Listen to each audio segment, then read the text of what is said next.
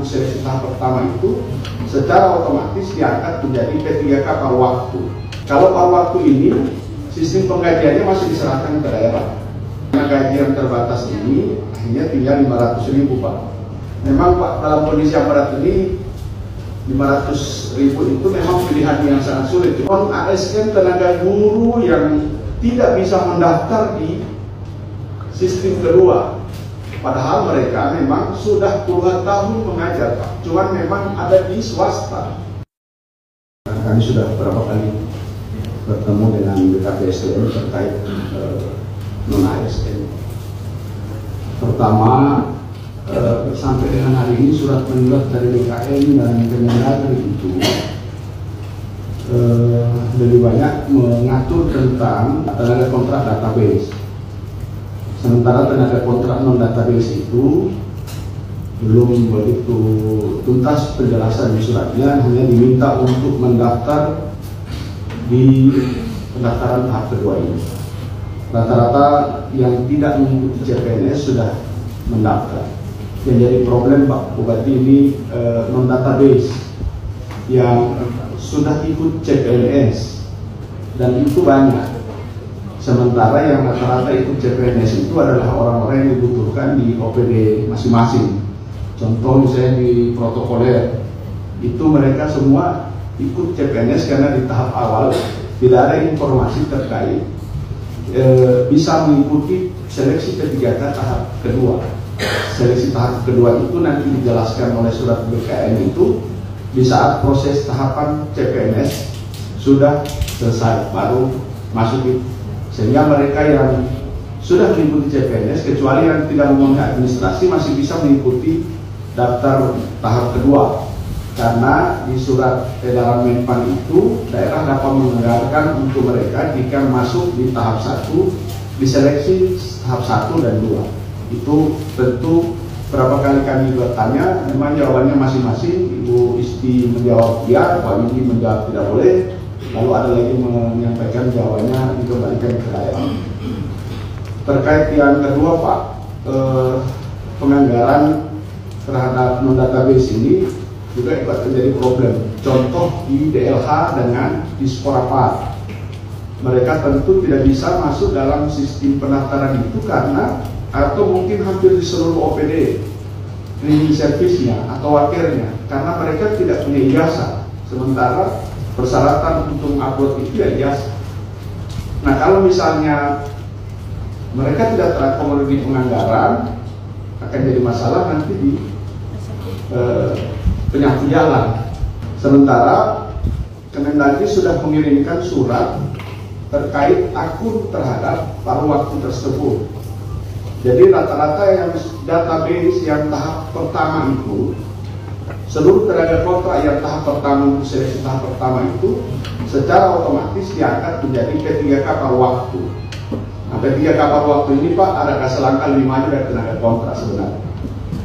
Masih sama tapi tidak persis tapi tidak sama, maksudnya hanya perubahan nama. Cuman paruh waktu ini lebih maju karena dia sudah ada NIK-nya.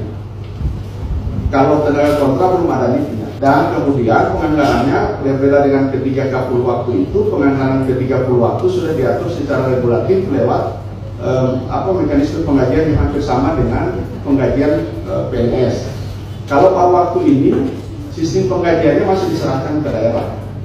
Nah, terkait ini Pak, memang di anggaran itu kita menganggarkan karena belum ada kejelasan pada saat pembahasan pada saat itu.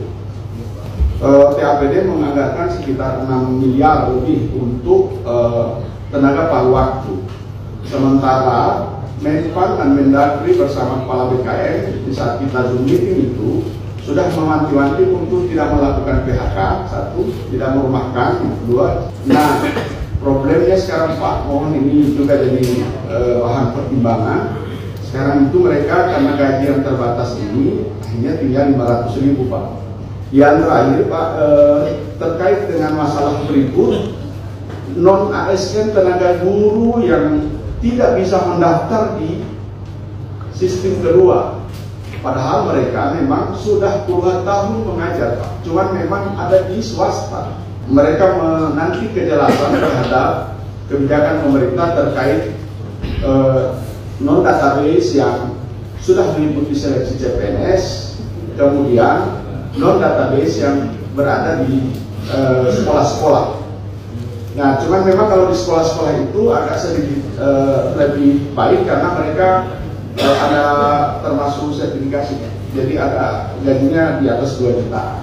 Memang ini yang jadi masalah, ini database itu CPNS yang tidak bisa lagi mendaftar di sistem kedua. Padahal mereka sudah bekerja lama.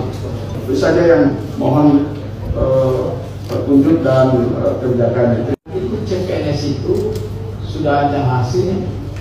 Sudah Pak, mereka tidak lulus. Tidak lulus. Kalau tidak lulus, tadi sebenarnya dari pusat itu kan misi awal. Jawabannya kan. Nah, maka saran saya begini. Pertama, suruh ikut mereka. Tidak bisa memasuk mendaftar Pak. Jadi akunnya itu memang cuma dipakai 1 tahun 1 kali.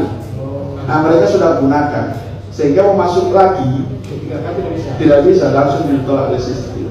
Nah, sementara itu teman-teman OPD banyak menyuarakan mereka itu sangat dibutuhkan di kantor itu. Cuman memang memohon juga teman-teman pimpinan OPD kiranya dapat mengirimkan data-data terkait non database yang mengikuti CPNS itu ke BKD. Oke, terus. Pertama ini saya mohon perhatian Pak Asep juga dengan BKSDM dan kita semua. Satu, identifikasi mereka. Yang kedua, betul-betul ada alasan dibutuhkan. Dan yang ketiga, berarti kita angkat mereka melalui kebijakan. Karena dibutuhkan. Nah, apalagi dalam bentuk cleaning service, mungkin sopir, nah, itu perhatian kita harus tembak. Jadi itu tujuh saya. Yang berikut, kalau anggaran itu belum tidak cukup, maka tentunya di perumahan nanti dicukupkan. Maka ini menjadi PR bagi teman-teman sekalian. Kemudian yang kedua, masalah guru karena memang dia di swasta. Ini juga menjadi perhatian karena Mendikdasmen ini kelihatannya ada kebijakan baru. Maka P3K itu dulu tidak boleh dikasih pindah, sekarang bisa dikasih pindah. Karena yang tahu tentang jumlah persoalan pemerataan guru itu di kita. Nah, mereka sudah paham tidak boleh. Saya dapat informasi itu bisa. Saya mengundang Pak Mendikdasmen ini mudah-mudahan pada akhir bulan ini atau bulan Februari, karena kita ingin mengutarakan juga hal-hal seperti tadi. Dan yang kedua juga kita ingin mendengarkan kebijakan-kebijakan dari beliau sebagai Dikdasmen. Jadi untuk guru ikuti saja seperti selama ini. Apalagi kalau di program tinggi di sekolah swasta itu dia ada gajinya juga.